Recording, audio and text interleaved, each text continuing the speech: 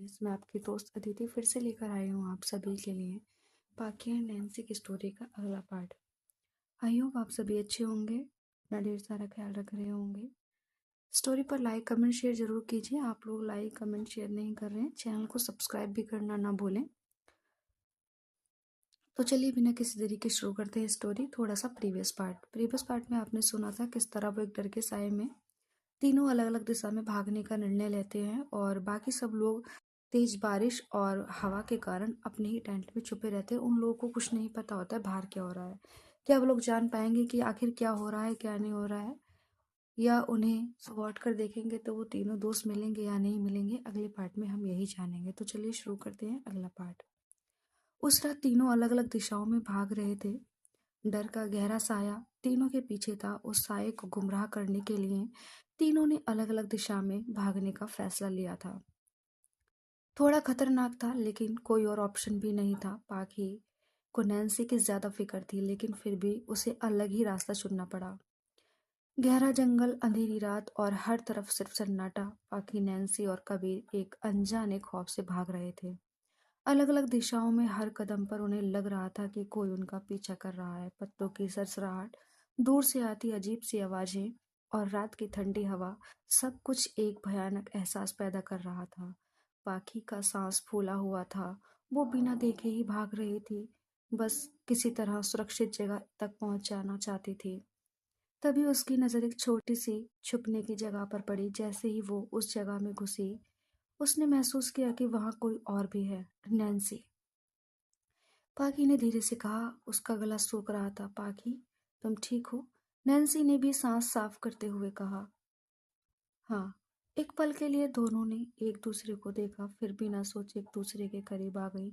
उन्होंने डर की वजह से एक दूसरे को गले लगा लिया। वो एक दूसरे को देखकर खुश हुई कि हमें कोई। पाकी नैन्सी को मिल गई थी। अंधेरा इतना था कि सिर्फ उनकी सांसें सुनाई दे रही थी। पाकी के हाथ अभी भी कांप रहे थे और नैन्सी ने धीरे से उसका हाथ थाम लिया था। डर की वजह से भी वो दोनों बहुत ज्यादा डरी हुई। जब एक दूसरे का साथ मिला तो वो थोड़ा सा सुरक्षित महसूस करने लगी।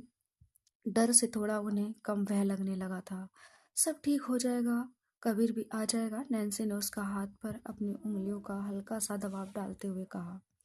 पाखी ने अपनी आंखें बंद कर ली लेकिन उसके दिल की धड़कन कम नहीं हो रही थी। डर के साथ साथ एक अलग सी बेचैनी भी महसूस हो रही थी। इतने करीब होने का एहसास नया था लेकिन अजीब नहीं। दोनों के दिलों में मोहब्बत जो थी एक दूसरे के लिए, लेकिन वो इस बात से अनजान थे। डर भी था और प्यार भी था। समझ नहीं आ रहा था कि यहाँ पर क्या हो रहा है क्या नहीं हो रहा है। लेकिन जब ऐसी सिचुएशन बनती है तो दोस्तों कन्फ्यूजन तो हो ही जाता है। अच्छा भी लगता है और डर भी लगता है। डर जिस चीज़ से हम भाग रहे थे वो, और अच्छा इसलिए क्योंकि जिसके साथ हम समय बिताना चाहते हैं अकेले, वो हमें मिल रहा था। पाखी ने धीरे से अपनी आंखें खोली। तुम भी तो भीग चुकी हो। सॉरी। नैन्सी ने धीरे से अपनी उंगलियों से पाखी के गीले बालों को हटाया। तुम कांप रही हो, उसने हल्की सी मुस्कुराहट के साथ कहा, लेकिन उसकी आवाज में एक अजीब सी गर्माहट थी। पाखी ने धीरे से अपनी आंखें खोली। तुम भी तो भीग चुकी हो, उसने हल्की आवाज में कहा, लेकिन उसके शब्दों में एक अजीब सी नर्म सी लड़खड़ाहट थी। कभी दोनों पत्तों की सरसराहट से डर जाती तो कभी एक पल में ही दोनों एक दूसरे में खोने लगती थी। वो वहां पर वेट कर रही थी लेकिन नजदीकियां और ठंडी रात का मौसम, सब कुछ एकदम मिक्सिंग सा था कि उन लोगों को समझ नहीं आ रहा था क्या करें क्या नहीं करें। कभी वो एक दूसरे के साथ अच्छा फील करती तो एक ही पल डर जाती थी। पाखी ने धीरे से अपनी आंखें खोली। तुम भी तो भीग चुकी हो, उसने हल्की आवाज में कहा, लेकिन उसके शब्दों में एक अजीब सी नर्म सी लड़खड़ाहट थी। नैन्सी ने पाखी की कमर पर हाथ रखा, उसे अपनी तरफ खींचते हुए। थोड़ा और करीब आओ, इतनी ठंडी हवा में बीमार पड़ जाओगी, उसने धीरे से कहा। पाखी ने बिना रिएक्ट किए, उसका दिल तेजी से धड़क रहा था लेकिन डर की वजह से एक अजीब सी उलझन थी। दोनों एक दूसरे के इतने पास थे कि एक दूसरे की सांसें महसूस कर सकती थी। नैन्सी ने धीरे से पाखी के गालों पर अपनी उंगलियां फिराईं और उसकी नर्म स्किन पर अपनी सांसें महसूस की। तुम्हारी सांसें तेज हो गई हैं, नैन्सी ने हल्की मुस्कुराहट के साथ कहा। पाखी ने बस धीरे से अपनी आंखें बंद कर ली। रात की ठंडी हवा उन दोनों के गर्म सांसों के बीच एक अजीब सा कंट्रास्ट बना रही थी। नैन्सी ने धीरे से अपने होठ पाखी के चेक के पास लाई। मैं तुम्हारे साथ हूँ, उसने हल्की फुसफुसाहट में कहा। पाखी ने धीरे से अपनी कमर थोड़ी सी सीधी की और नैन्सी के और करीब चली गई। उनके बीच अब कोई दूरी नहीं थी, सिर्फ एहसास बचा था। रात की खामोशी उन दोनों के दिल की धड़कन के और तेज कर रही थी। नैन्सी ने धीरे से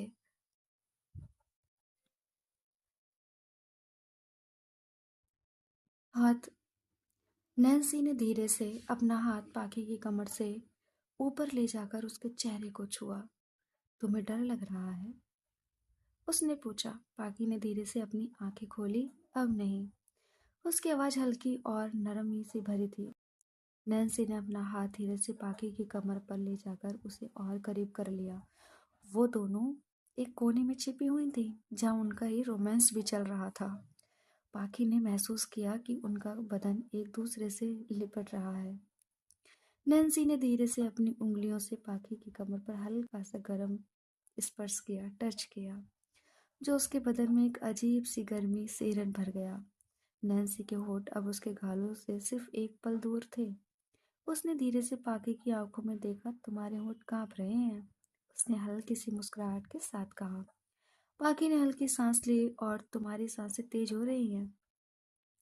एक पल में ही नैन्सी ने अपना हाथ पाखी की गर्दन पर ले जाकर उसे धीरे से अपनी तरफ खींच लिया। उनकी सांसें एक दूसरे में घुल गईं। जंगल के सन्नाटे में सिर्फ उन दोनों का एहसास बचा था। एक ऐसी रात जिसमें सिर्फ प्यार, चाहत और एक नया रिश्ता जन्म ले रहा था, और दूसरी तरफ डर जिससे वो भाग रहे थे। दोनों एक दूसरे में खो चुकी थी। जंगल की रात की ठंडक अब उन दोनों के गर्म बदन के टच से एक नया जुनून पैदा कर रही थी। नैन्सी ने धीरे से पाखी के होठों को अपने होठों से छू लिया। एक नर्म और गहरी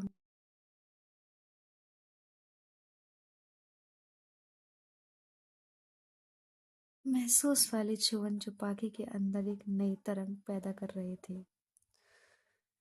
रात का सन्नाटा, जंगल की गहराई और उनका साथ एक दूसरे को महसूस करने लगा। अब बस वक्त का पता नहीं था, सिर्फ उनका एहसास बचा था, जो धीरे धीरे और गहरा होता जा रहा था। तभी अचानक फिर से कोई आहट हुई। दोनों एकदम सतर्क हो गईं। पाखी ने नैन्सी को शांत रहने को आंख पाखी ने नैन्सी को शांत रहने को कहा और खुद कबीर करके पुकारने लगी। उसे लगा शायद कबीर है, लेकिन फिर एक वही डरावनी परछाई। तभी फिर से दोनों ने अलग अलग दिशा में भागना शुरू कर दिया। नैन्सी, तुम उधर भागो। अब फिर पाखी और नैन्सी फिर से अलग अलग दिशाओं में थे। कबीर तो पहले से ही अलग दिशा में था। घने जंगल के अंधेरे में सिर्फ उनकी तेज होती सांसें और दूर दूर तक फैला सन्नाटा। बारिश थम चुकी थी, लेकिन पेड़ों की पत्तियों से टपकती बूंदें अभी भी माहौल को रहस्यमयी और डरावनी बना रही थी। पाखी के पैर पथरीली जमीन पर पड़ते ही फिसलने लगे, लेकिन उसने खुद को संभालते हुए दौड़ जारी रखी। चारों ओर सिर्फ पेड़ थे, ऊंचे, घने और डरावने। अचानक उसे अपने दाएं तरफ झाड़ियों में हलचल महसूस हुई। कौन है?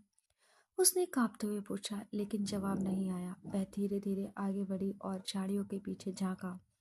वहां कुछ नहीं था, लेकिन अगले ही पल किसी ने पीछे से उसकी कलाई पकड़ ली। पाखी चीखने ही वाली थी कि जानी पहचानी आवाज आई, श्श, मैं हूं कबीर। पाखी ने रात की सांस ली। तुम यहाँ कैसे पहुंचे? उसने पूछा। मैं तुम्हें ढूंढ रहा था। हम एक दूसरे से बिछड़ गए थे, लेकिन अब हमें नैन्सी को खोजना होगा। पाखी ने कहा, नैन्सी और हम अभी मिले थे, लेकिन फिर से वहां कोई आया, तो हमने फिर से अलग अलग दिशा में भागना स्टार्ट किया। अब हमें फिर से नैन्सी को ढूंढना होगा। नैन्सी भागते भागते खुले क्षेत्र में पहुंच गई थी। यहाँ पेड़ कम थे, लेकिन घास जमीन से लगभग घुटनों तक ऊंची थी।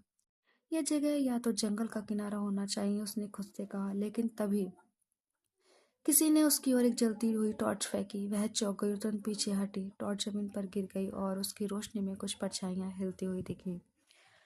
कौन है? नैन्सी ने आवाज लगाई। कोई जवाब नहीं आया, लेकिन अब महसूस कर सकती थी कि कोई उसका पीछा कर रहा था। कदमों की आवाज तेज हो गई। नैन्सी ने घबराकर एक पेड़ के पीछे छुपने की कोशिश की, लेकिन तभी किसी ने उसकी पीठ पर हाथ रखा। वह चीख पड़ी, लेकिन जब पीछे मुड़ी तो वह पाखी थी। हे भगवान, पाखी! नैन्सी लगभग रोने लगी। शांत हो, मैं हूँ, पाखी ने उसे गले लगाते हुए कहा। कबीर भी पीछे से आ गया। हमें यहाँ से निकलना होगा, अब और देर नहीं। तीनों अब साथ थे, लेकिन अब सबसे बड़ा सवाल था, वे वापस रास्ता कैसे ढूंढेंगे। कबीर ने अपने बैग से एक छोटी कंपास निकाली और कहा, अगर हम पूर्व दिशा में चलें तो हमें जंगल से बाहर निकलने का रास्ता मिल सकता है। नैन्सी और पाखी ने सहमति में सिर हिलाया और तीनों तेजी से उस दिशा में बढ़ने लगे। उनके ठीक पीछे झाड़ियों के बीच दो आंखें चमक रही थीं। कौन था वह? क्या ये खतरा सच में खत्म हो गया था या सिर्फ एक शुरुआत थी?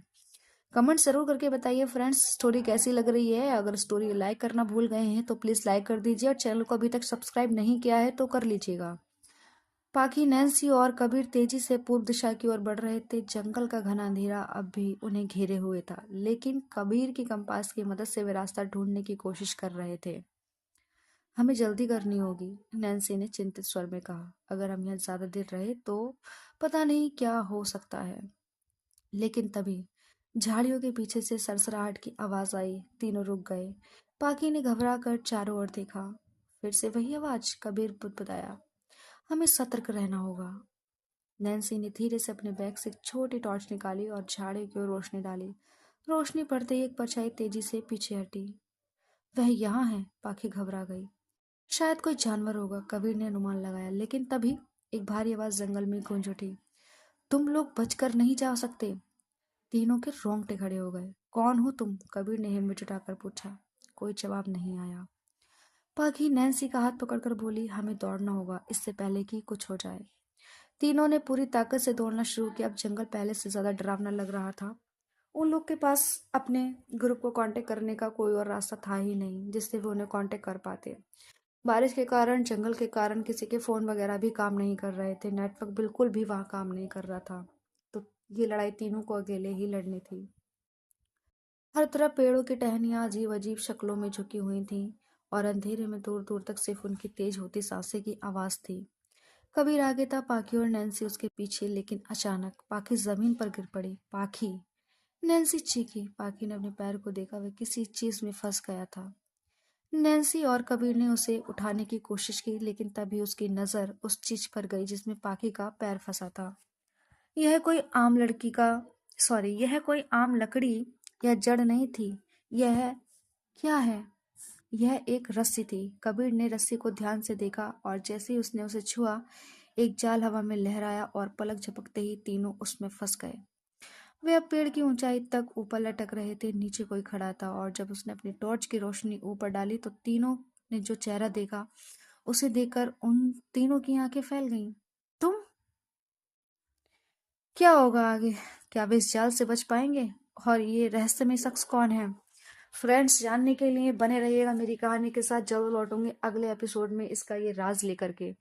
तब तक आप इस कहानी को एंजॉय कीजिए। लाइक कमेंट शेयर जरूर कीजिए फ्रेंड्स। आप लाइक कमेंट्स बिल्कुल नहीं कर रहे हैं, तो लाइक कमेंट जरूर कीजिए। अपना ख्याल रखिए, अपनों का ख्याल रखिए। अगर चैनल को सब्सक्राइब नहीं किया है तो कर लीजिएगा। मैं जल्दी लौटूंगी आप सभी के लिए अगला पार्ट लेकर के लिए।